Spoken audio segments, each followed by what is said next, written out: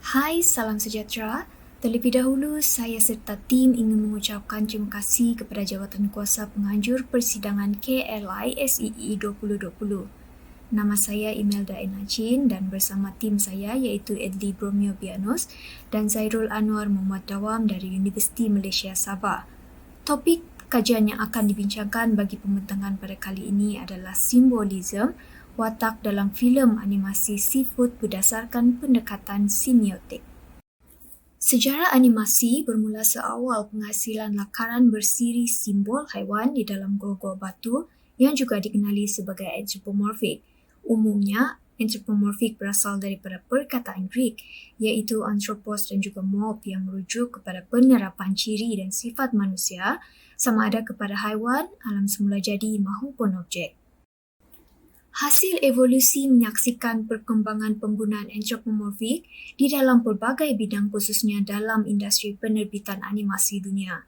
Zaman kegemilangan animasi atau The Golden Age of Animation menyaksikan penghasilan hampir keseluruhan animasi menggunakan pengaplikasian anthropomorphic dalam penghasilan watak animasi seperti Mickey Mouse, Donald Duck dan lain-lain yang sehingga kini masih dikenali dan ditayangkan di seluruh pelosok dunia.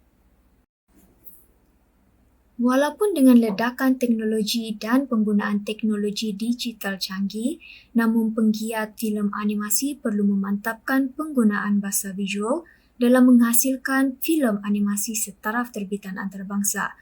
Antaranya, melalui pembentukan watak yang mampu mewarnai penceritaan, seterusnya menggambarkan sesuatu perlambangan isu-isu semasa hanya melalui satu watak.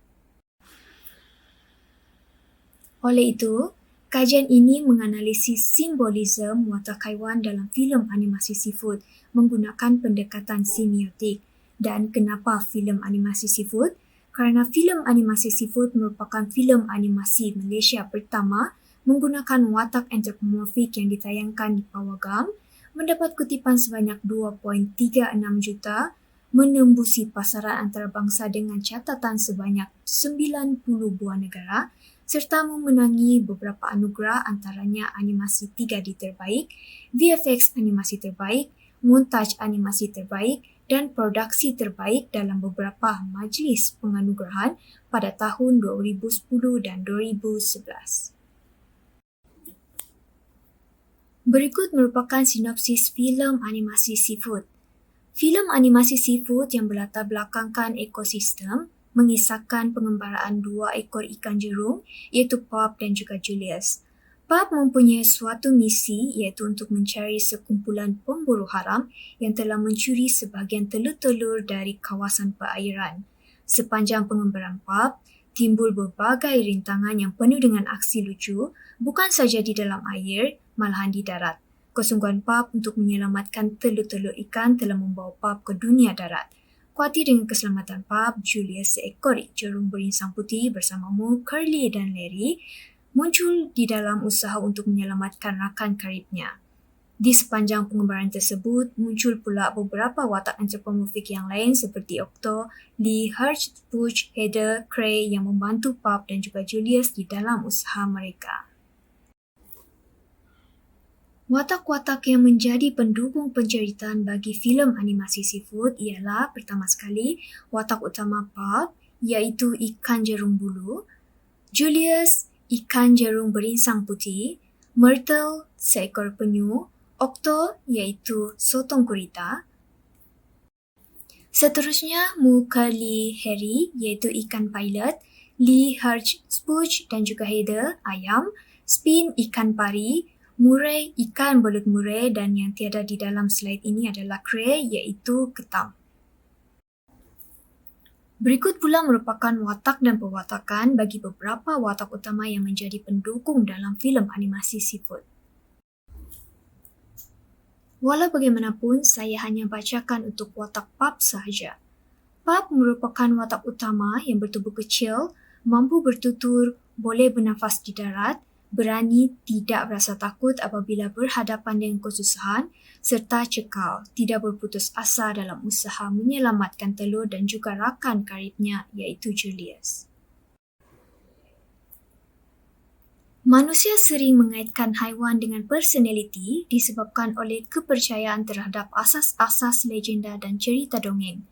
Kepercayaan membolehkan audiens memahami personaliti yang melibatkan motif, emosi watak atau kepribadian sesuatu watak. Ia merupakan teknik yang sering digunakan namun diambil mudah oleh pengarah filem animasi. Berikut merupakan dua contoh pembentukan watak dan pewatakan dalam filem animasi seafood berdasarkan mitologi. Watak Myrtle dipengaruhi oleh mitologi-mitologi, antaranya mitologi dari Amerika asli, iaitu penyu dipercayai sebagai pelindung dunia dan mengangkat dunia dan syurga di belakang mereka. Oleh itu, watak Myrtle secara langsung diberikan pewatakan yang bersifat keibuan. Mitologi negara Jepun, penyu melambangkan usia yang panjang berdasarkan keupayaan penyu yang mampu hidup sehingga mencecah usia ratusan tahun. Oleh kerana usianya yang panjang, penyu sering dikaitkan dengan sifat baik dan matang. Watak murai pula dipengaruhi oleh beberapa mitologi, antaranya mitologi dari Melanesia.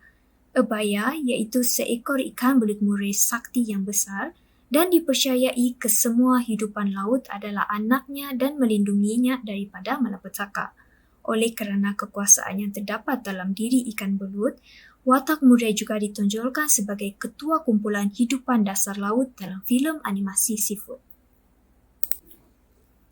Malah, menurut mitologi Greek, ikan belut merupakan tabu kerana bentuknya yang menyerupai bentuk seekor ular. Ia juga turut dikaitkan sebagai haiwan yang licik yang menyerupai sifat syaitan, sesuai dengan watak yang dibawa dalam filem seafood iaitu watak antagonis. Secara keseluruhannya, terdapat beberapa faktor yang mempengaruhi simbolisme pembentukan watak antropomorfik dalam filem animasi, iaitu sifat asal haiwan, mitologi, sastra rakyat dan teologi. Faktor budaya dan pengetahuan terhadap cerita mitos, kepercayaan dan perbezaan sosial menjadi aspek utama pengaplikasian simbolisme watak yang mampu diserap ke dalam filem animasi antropomorfik dan dalam kajian ini iaitu filem animasi seafood. Budaya dan kepercayaan banyak mempengaruhi penilaian masyarakat terhadap watak yang digunakan dalam filem animasi, sekaligus menjadikan watak dan pewatakan watak-watak haiwan lebih mudah menarik perhatian audiens disebabkan terdapatnya persefahaman serta keselarasan representasi budaya sosial yang sinonim dalam diri audiens. Dengan ini, saya akhiri pembentangan saya. Terima kasih.